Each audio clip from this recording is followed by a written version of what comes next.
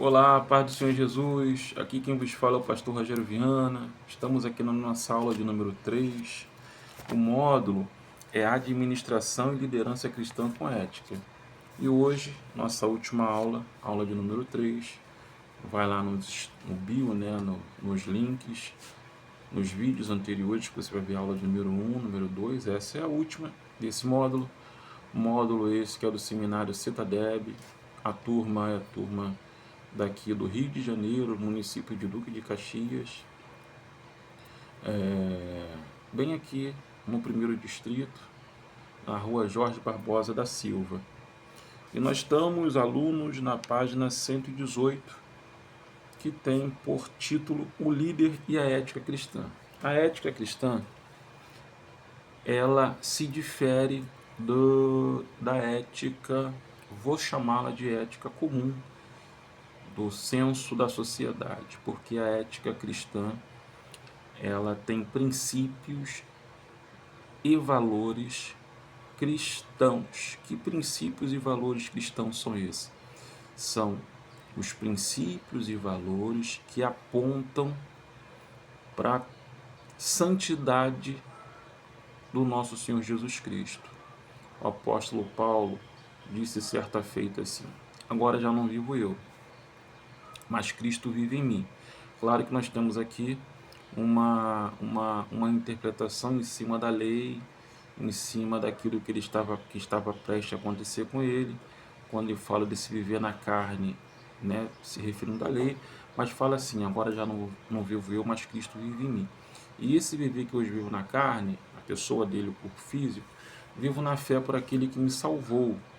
Eu quero falar sobre agora já não vivo eu, porque a ética cristã ela é justamente o bom senso que conduz a uma diferença daqueles que servem e que não servem, diferente da ética normal da sociedade. Eu vou chamar de ética normal.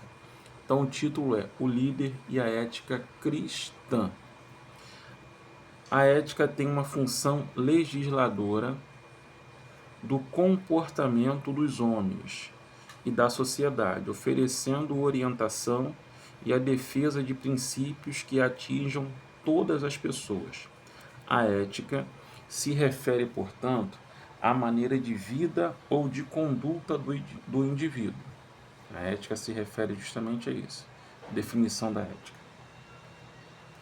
Definição: ética é o estudo crítico da moralidade. É a análise da natureza da vida humana, incluindo os padrões do certo e do errado, pelos quais sua conduta possa ser guiada e dirigida. Eu dei uma lição da Escola Bíblica Dominical falando sobre ética e moral, e eu falava um pouco sobre isso, a questão imoral, moral e imoral, ética e ética cristã. E nós temos ainda uma outra ética em meio a tantas, né? Temos ética profissional, ética do futebol, e nós temos a ética pastoral.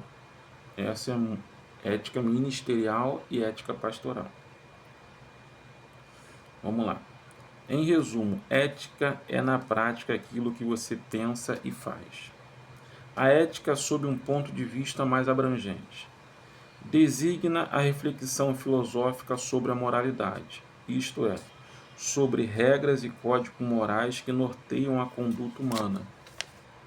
Sua finalidade é esclarecer e sistematizar as bases do fato moral e determinar as diretrizes e os princípios abstratos da moral.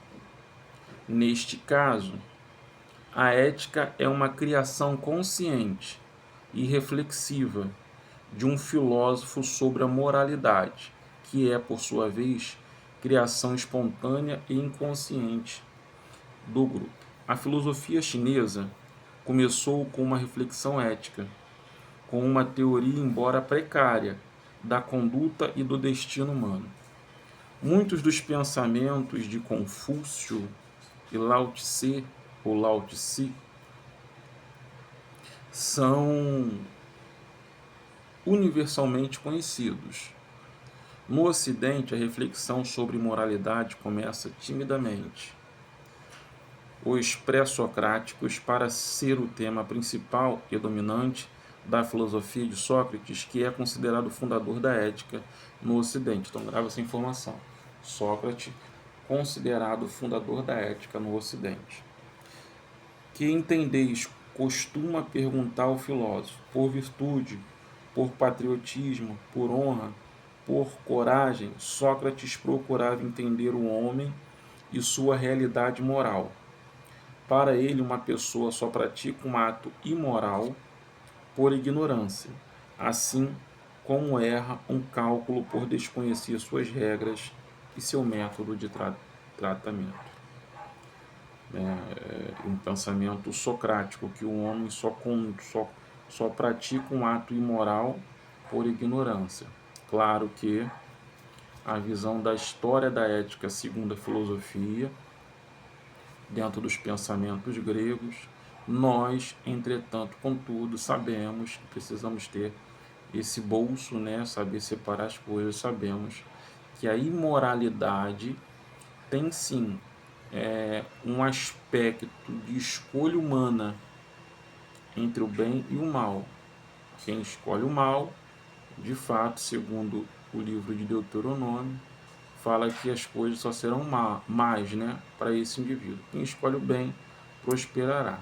Entretanto, nós sabemos que existe uma ação espiritual. A Bíblia fala que nossa luta não é contra o sangue nem contra a carne. E essa carne pode ter interpretações variadas, mas a parte B fala assim, ou C, e sim contra os principados e potestades que atuam na região celestial. Então, de fato, as ações do mal influenciam, digo eu, 90% na imoralidade e no erro da sociedade. 10% o livre-arbítrio. Vamos lá. O conhecimento, claro, seria suficiente para sempre orientar a conduta humana às nações lícitas e boas. Aqui é uma questão de conhecimento acadêmico da história da ética. Aristóteles foi quem primeiro sistematizou as reflexões éticas em tratados especiais. Depois da contribuição desses filósofos, o que houve na filosofia antiga, da mais original, foi o pensamento estoico. Seu fundador foi Zenão de Sítio. Para ele, o homem está sujeito a leis como todas as coisas do universo. Por conseguinte, sua conduta fica muitas vezes à mercê das mesmas leis. Assim sendo, a felicidade deve ser fundamentada na coragem e numa espécie de autossuficiência interna, que permite ao homem permanecer impassível enquanto o mundo desmorona a seus pés. A tentativa mais racional e mais lógica que se faz no campo da ética foi a de Spinoza. Ouve só essa visão. No seu livro Ética Demonstrada Geometricamente, procura empregar um método geométrico de demonstração nessa disciplina. Há, evidentemente, princípios éticos dos quais se podem deduzir várias consequências práticas. Isso orientou os estudos de Spinoza, que esperava fundamentar a ética com bases racionais tão sólidas quanto a geometria. Kant, filósofo, quis deduzir seu sistema ético partindo de determinados imperativos. Uns seriam categóricos, isto é, inteiramente independente de quaisquer condições. Age de tal modo que a máxima de seus atos que se possam converter num princípio de legislação universal. Outras seriam os chamados imperativos hipotéticos. Isto é aqueles que subordinam o ato moral à obtenção de algum bem ou ao temor de algum castigo. No século XIX, a reflexão filosófica criou certos sistemas éticos baseado no evolucionismo. Isso agora século XIX. O valor supremo seria a sobrevivência dos mais aptos, a necessidade de se fundamentar a moralidade em virtudes vivas, na força e pela superação das qualidades positivas. Seu principal teórico foi Friedrich Nietzsche, ou Nietzsche, Friedrich Nietzsche. Assim sendo, a ética, como moralidade, não se situa no campo puramente abstrato das ideias. Fundamenta-se no campo apreciativo dos valores. A sociedade cria determinados valores e as ações humanas começam desde logo a se cristalizar. As regras que se orientam na obtenção e realização dos mesmos. Hoje em dia, a ética se detém, sobretudo, na pesquisa e no estudo dos valores morais. Estes determinam o impulso moral e impelem a ação os indivíduos. E essa é a grande emblemática da ética cristã. Porque a ética ela aponta para um valor moral. Tá? E o que é moral? Moral é aquele comportamento humanamente aceito dentro das nossas legislações internas como indivíduos. O que seria imoral? É imoral um homem adulto andar nu na rua, ainda que ele sofra alguma deficiência psíquica, né? Não tenha sua faculdade mental em dia, mas é imoral. Por que é imoral? Porque fere a questão do pudor, do bom senso. Então, a ética dentro da filosofia está muito relacionada aos padrões de valores. Por que dentro do cristianismo, da ética cristã, ela toma uma vertente maior, eu posso dizer assim? Porque os valores são humanos, baseados em cultura, educação, formação, ideal, proposta. A ética cristã, ela está além disso, porque na verdade a única cultura, a única proposta, a única visão é a visão do céu. Porque os países, os estados, eles estão sujeitos a mudar algumas ações que é moral da imoral. Como, por exemplo, para países do Oriente Médio, não é imoral ter 2 ou 3 mulheres. No Brasil, no Ocidente, segundo a própria legislação e a própria escolha da sociedade, é imoral. São coisas desse tipo. Na medida que eu falo, você deve até se lembrar de outras questões que muda de nação para nação. Por isso que nós não podemos nos basear na ética filosófica grega, dentro do sistema humano, e sim na ética cristã. Somente aquelas atitudes e coisas que levam ao aperfeiçoamento e ao bem comum do grupo é que o homem se encontra num dilema. Decidir se deve ou não fazer isto ou aquilo. São os valores pró ou contra o bem comum do grupo, que determinam a sua escolha. Vamos falar um pouco de ética bíblica. A palavra ética vem do grego ethos. A palavra maneiras é usado para denotar conduta ou prática. Esse uso corresponde ao significado do termo grego em 1 Coríntios, capítulo 15, versículo 33, que fala o quê? Dos bons costumes. Enquanto os maus costumes corrompem, né? toda a conservação, toda a santificação, todo o ensinamento. A ética se refere, portanto, à maneira de vida ou de conduta de conformidade com as Escrituras. Grave isso. A ética cristã pode ser manifestada através do conceito ou julgamento que se faz a respeito de determinados valores. que integram o nosso dia a dia. É sobre estes valores que iremos tratar. Relações humanas. A vida em sociedade implica em conviver e interagir com os outros, correto? Isto nos leva a aprendermos a conhecer a nós mesmos e conhecer os outros para que as relações humanas progressivamente se tornem ricas. Quem fala é Sócrates, né? Conhecer-te, conhece-te a ti mesmo.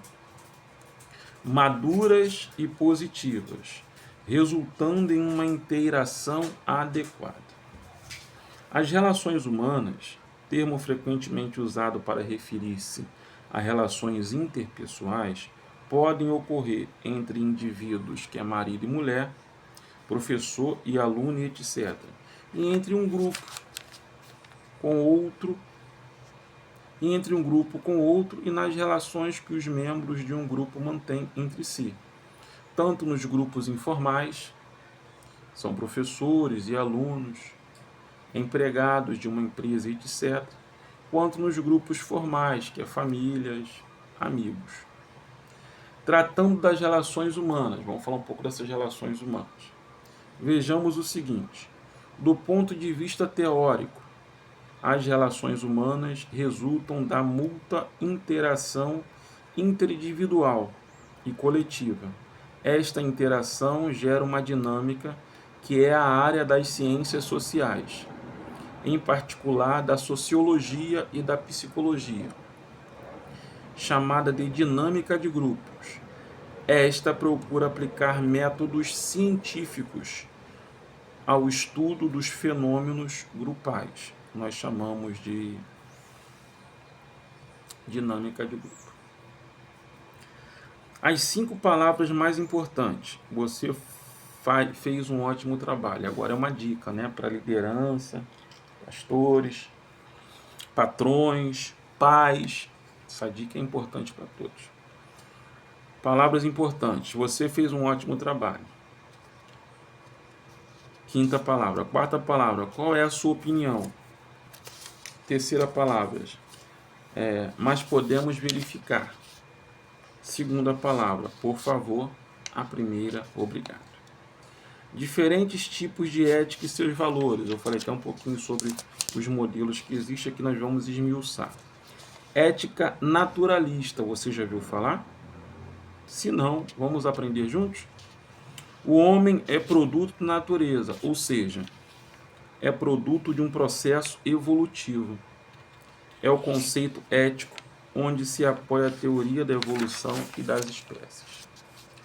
Ética relativista. Segundo esta ética, o homem é a medida de todas as coisas. Segundo este conceito ético, uma opinião é tão boa quanto a outra, e cada pessoa deve estabelecer seus próprios conceitos éticos, que então serão verdadeiros para ele mesmo e mais ninguém. Todas as religiões são boas, desde que exercidas com sinceridade, ou todas as religiões conduzem o homem a Deus. Isso é a ética relativista. Tudo relativizado, né? Cria uma ética para si próprio para responder algo. Ética da tradição. Você já ouviu falar dela? Conforme se pensa nesse tipo de ética, a ação parece não ser guiada por algum tipo de premeditação. Olha que interessante. Perdão, calma aí. Ética imediatista. Vamos corrigir aqui. Ética imediatista. Que ética é essa? Questão imediata, né? Conforme se pensa nesse tipo de ética, a ação parece não ser guiada por algum tipo de premeditação. Aquela ética que é imediatista para aquele momento. Depois, né, já não. Agora sim, ética da tradição. Tentativa de concordar com hábitos predominantes. Sempre aquela situação que predomina, então vamos concordar. Se a maioria acha que pular na cachoeira com uma cobra na cachoeira é correto, então vamos, porque todo mundo acha que isso já acontece há anos, é a tradição, cultura, então segundo a tradição vamos nessa. Ética hedonista, o conceito ético supremo é o prazer. Ética estética, é um princípio que age através dos sentimentos e emoções humanas para dar significado à vida. Ética cristã, agora sim, o homem age de acordo com os princípios da palavra de Deus. É um somatório de princípios que formam e dá sentido à vida cristã normal. É a marca registrada de cada crente. É o que cada crente é, pensa e faz, por aquilo que o crente é e faz. Evidencia a sua dependência de Deus e do seu próximo. Tem aqui umas observações que eu quero falar para vocês. Normas são os princípios e regras diretas do conhecimento e da ação. Isso são normas. Em outras palavras, refere-se às condições do conhecimento verdadeiro e da ação reta. O conhecimento e a moralidade existem antes de qualquer teoria. O papel do pensamento filosófico, no caso de refletir, perguntar e indagar sobre as condições e o valor lógico de uma e de outro tipo de ética. Agora, evidências de ética cristã. Quais são as evidências? A ética cristã apresenta o crente ao mundo de 4 formas conforme se segue. Vamos ver que formas são essas. Uma pessoa nascida de novo. Olha o que eu falei lá atrás. A ética cristã, ela é diferente da ética filosófica grega, da sociedade, até porque sofre modelos variados, falando aqui sobre a ética estética, ética mediatista, ética da tradição, ética hedonista. Então, vamos pensar nisso. Ética cristã é diferente. Por conta do obreiro não estudar sobre ética cristã, é que nós estamos tendo aí coisas absurdas.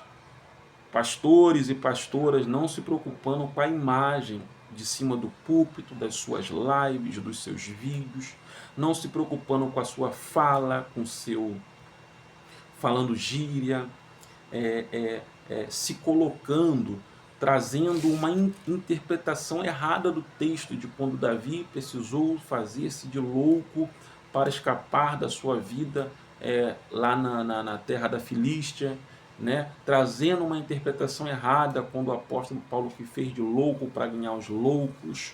Então, com isso, tem muito obreiro, e agora eu falo sem gênero, homem e mulher, deixando a desejar como líder espiritual, por não estudar ética cristã. Ética cristã não é a mesma ética filosófica vindo lá de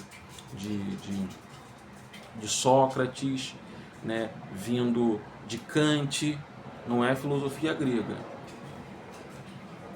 Se você está entendendo isso, meu irmão, compartilhe essa aula para os obreiros da sua igreja, para os presbíteros, pastores, é importante isso. Para quem está começando agora no quadro de obreiros, diáconos, auxiliar de trabalho. Uma pessoa nascida de novo, tá? A ética aponta para isso, João 3,3. Só o nascimento espiritual da família de Deus dota o homem da natureza divina e capacita-o a viver de forma a agradá-lo. E vivendo para Deus, o homem estará habilitado a viver para o seu próximo. Sal da terra, Mateus 5,13, Evangelho segundo escreveu Mateus. Sal tem a propriedade de conservar e equilibrar o sabor. Para ter eficácia, o cristão precisa conservar o quê? A sua semelhança com Cristo, assim como o sal deve preservar a sua salinidade. Se os cristãos forem assimilados pelos não cristãos, deixando-se contaminar pelas impurezas do mundo, perderão a sua capacidade de influência.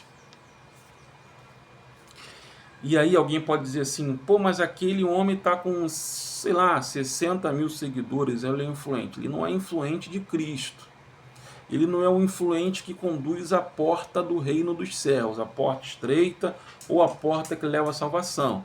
influencia com promessa, com profecia, com vãs palavras, com sonhos, como diz a palavra que homens terão sonhos e falam em forma de profecia, mas não é um influenciador para servir a Cristo. Essa palavra influenciador, né? Ó, luz do mundo, mais uma evidência da ética cristã. A luz brilha e se opõe às trevas. É exatamente isso que Deus quer que o cristão faça. Testemunho de Jesus Cristo. Quarta situação.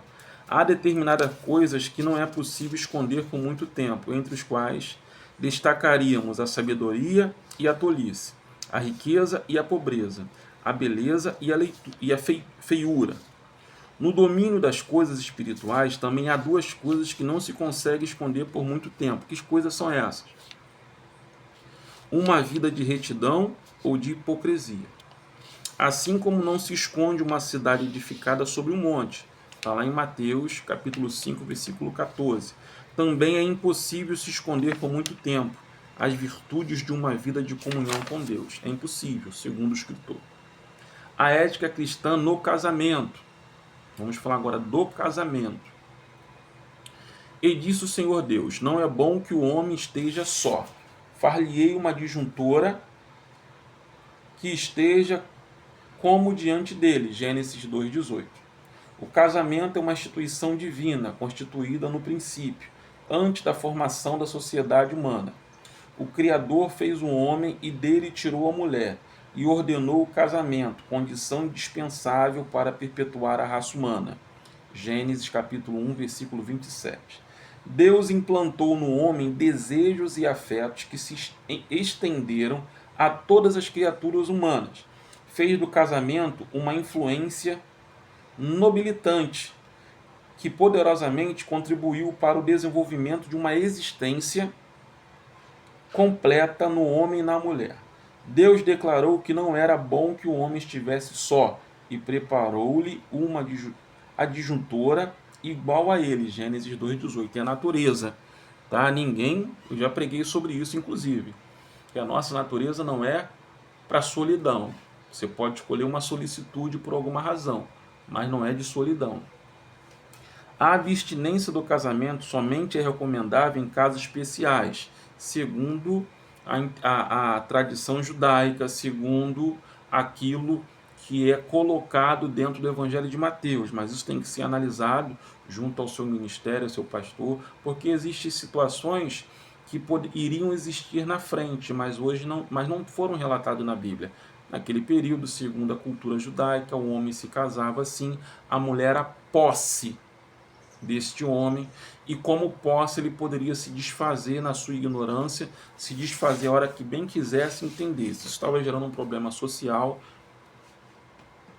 um problema religioso, um problema de desconstrução de imagem muito grande.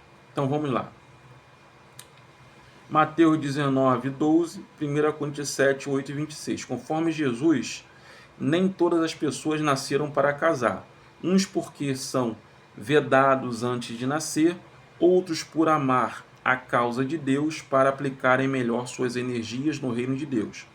Paulo corrobora com este pensamento de Jesus no capítulo 7 da primeira carta aos Coríntios. Quando a abstinência ao casamento é uma imposição fora da lei, constitui um desvio da fé. 1 Timóteo 4,3.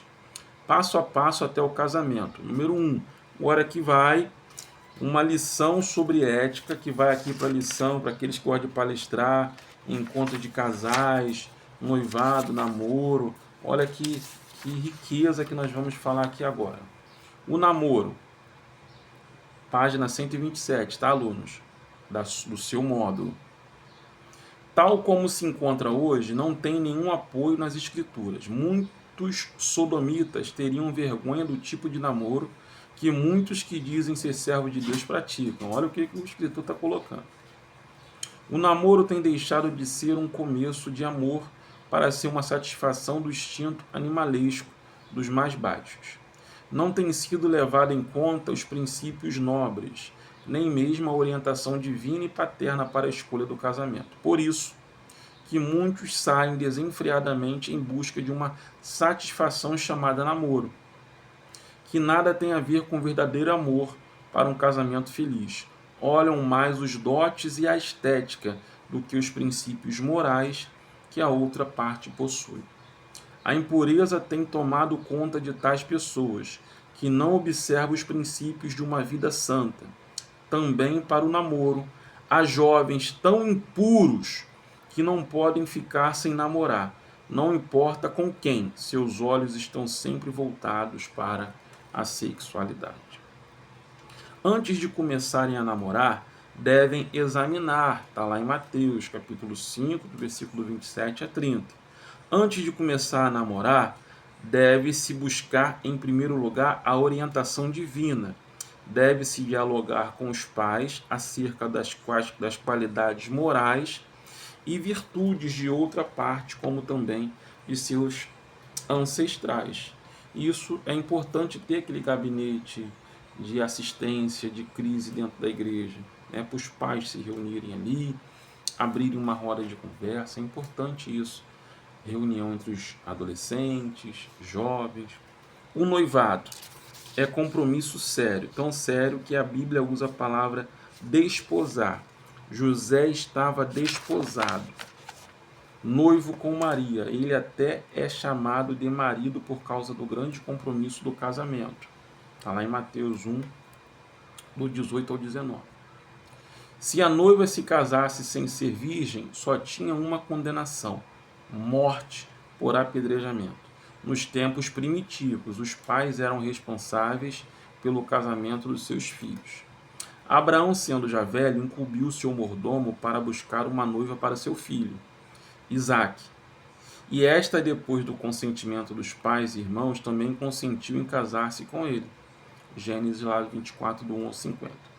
No noivado acima mencionado, encontramos, letra A, Abraão, interessado em casar seu filho com uma moça do mesmo princípio religioso e dos mesmos princípios morais. B, o mordomo dependeu de Deus para encontrar a noiva. C, os pais consentiram que ela se casasse com Isaque, porque sentiram que aquilo provinha de Deus. Letra D, Rebeca aceitou o noivado de sua livre escolha. Se todo noivo buscasse mesmo conhecer em pormenores a vontade de Deus, tivesse a orientação sábia dos pais, não haveria separação a não ser pela morte. É isso. Mais pura verdade. Misericórdia de Deus nos alcança, porque se os filhos buscassem orientação em Deus e no aconselhamento dos pais, em cima de valores morais e o valor divino junto àquilo que Deus respondesse, não haveria tanta separação. Falo isso por conhecimento de causa. Os pais têm muito interesse na escolha do casamento para os filhos, porque são duas famílias que estão se unindo. E eles têm também direito de pertencer a uma família que seja do seu agrado. Os jovens casados são o elo desta união, portanto, não pode ser uma escolha isolada. Qualquer negócio importante, a família toda deve fazer parte. O casamento não é negócio, mas é algo muito sério. Não pode ser desfeito e nem permutar. O casamento propriamente dito. A monogamia é implícita na história de Adão e Eva, visto que Deus criou apenas uma esposa para Adão. A monogamia é o ideal divino. O Criador instituiu o matrimônio como uma união do homem e da mulher. Gênesis 2, 18 até o 24. O casamento estabelece relações permanentes. O Criador indicou a permanência destas relações, fazendo com que os afetos entre marido e mulher cresçam na proporção dos anos que passam, processo natural, em condições normais. Os fins morais exigem que estas relações sejam permanentes. A fidelidade do marido e da mulher no cumprimento de seus deveres intimamente ligados em suas recíprocas relações e a criação dos filhos nos princípios da obediência e da virtude. são indispensáveis para que sejam atingidos os fins morais do matrimônio. Os laços da família não podem ser dissolvidos por nenhum ato legítimo da sociedade, só a morte. O adultério os podem dissolver. O culpado era punido com a morte. O culpado, na lei de Moisés, era punido com a morte. Se observa aqui uma identidade completamente israelita, judaica, dentro das cartas do Evangelho de Mateus, até porque ele escreve para os judeus. Não tem deslido que o Criador deste princípio, desde o princípio, fez o homem e a mulher e serão dois uma só carne? O matrimônio não é elemento acidental, mas essencial da criação, ao ponto que o próprio homem não é completo, capaz de refletir e ilustrar o seu autor, sem que ocorra entre um homem e uma mulher. Enquanto não está formado o casal humano, Deus não está contente com sua obra. Vou pegar uma água aqui, dá licença.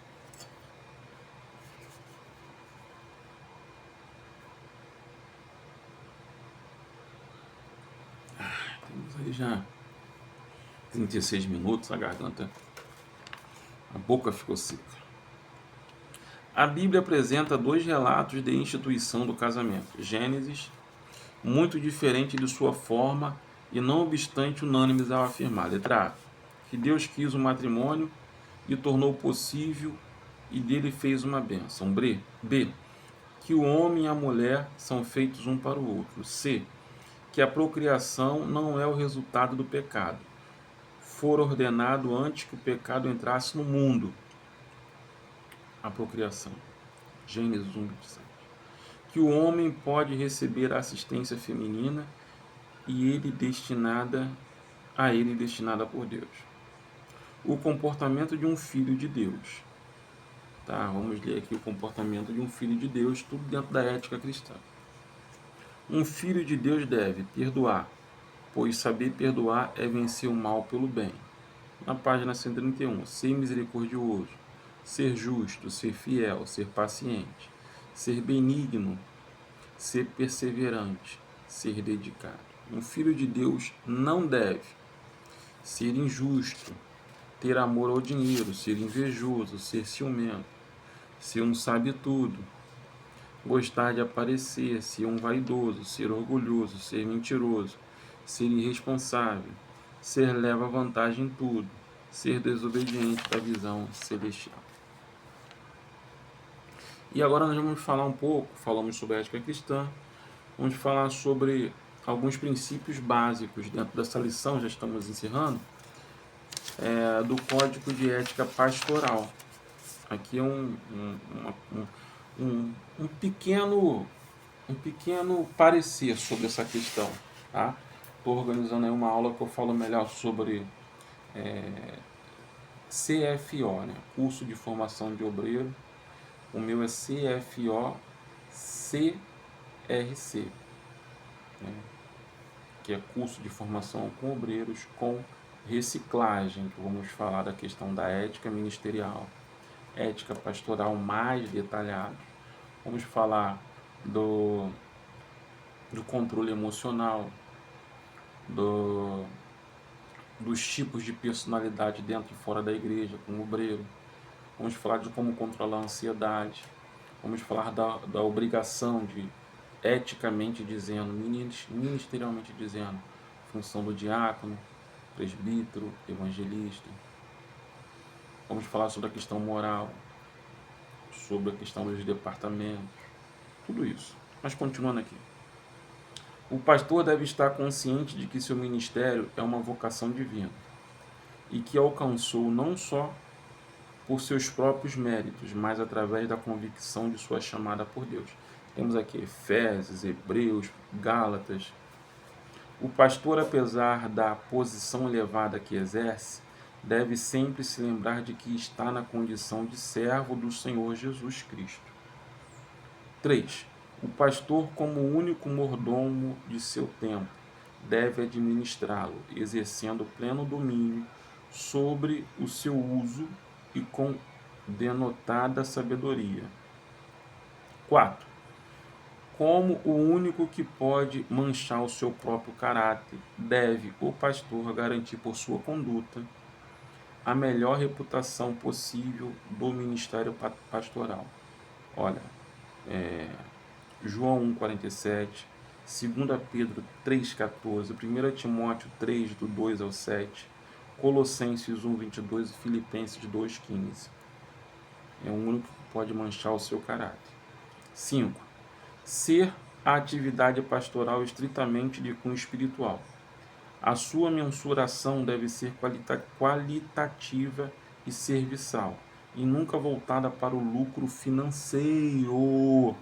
Nunca voltada para o lucro financeiro. João 4,34.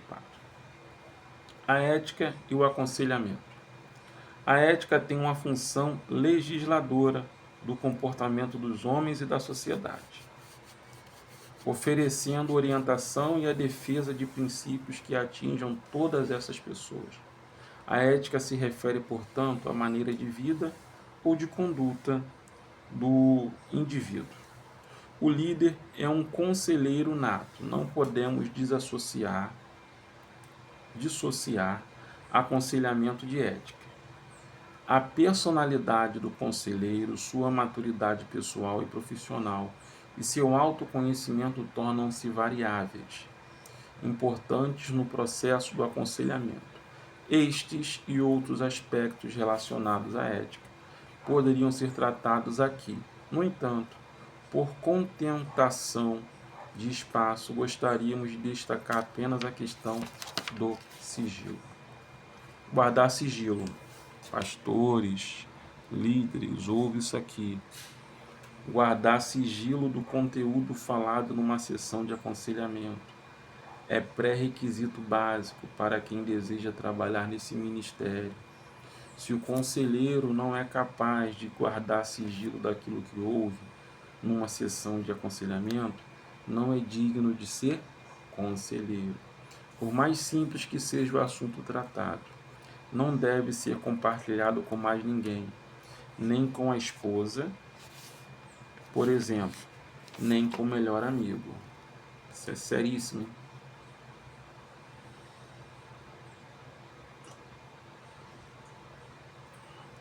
Quando a esposa for, ministérios que a esposa é pastora, está ali do lado, missionária, o pastor tem que analisar. Muito menos ser usado como exemplo numa pregação. No púlpito, uma pessoa que se sentir traída poderá se decepcionar profundamente. Os prejuízos poderão ser incontáveis, tanto para a vida dessa pessoa, quanto para o ministério do conselheiro. A Bíblia é explícita ao afirmar: o irmão ofendido é mais difícil de conquistar do que uma cidade forte. Provérbios 18:19. O ministro deve sempre estar disposto a assumir a tarefa plena para a qual Deus o chamou. Uma pessoa dotada de um chamado divino tem a incumbência de proclamar as boas novas aos perdidos, ministrar a palavra de Deus aos que foram regenerados pelo Espírito Santo e hoje fazem parte da família de Deus, bem como atuar na área do aconselhamento, a fim de promover a estas pessoas a estabilidade social, emocional e espiritual. Portanto, ocupemos nossa posição outorgada por Deus. E aqui é o fim dessa lição, desse módulo que fala sobre a administração e liderança com ética cristã. Um módulo riquíssimo, um módulo maravilhoso, do qual nós falamos aqui sobre questões de a igreja, a organização, sobre a liderança cristã, o gerenciamento pessoal. Nós vamos agora passar para o módulo que fala sobre profetas menores e teologia sistemática 5, para poder encerrar esse seminário e pensar na formação. Queridos, o que nós falamos agora é muito sério. É a ética cristã, ética ministerial, ética pastoral. Que ela